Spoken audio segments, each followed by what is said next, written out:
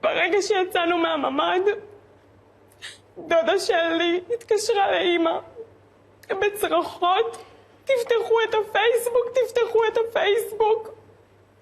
אמא לא הצליחה בכלל לפתוח, רעדה בכל הגוף שלה. אני פתחתי מהטלפון שלי וראיתי זוועה.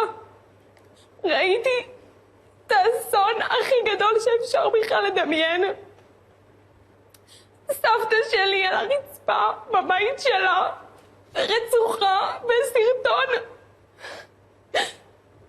כל הרצפה דם, סבתא שלי שוכבת שם.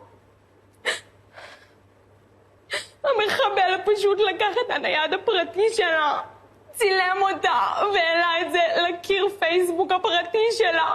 ככה התבשרנו, ככה גילינו את זה. צרחנו ברמות, כולם פה איבדו את זה, צרחנו. זה מראות הכי קשים שאפשר בכלל לדמיין ולהריץ לעצמך בראש. פשוט זה לא עוזב אותנו עד עכשיו, זה לא יעזוב אותנו בחיים.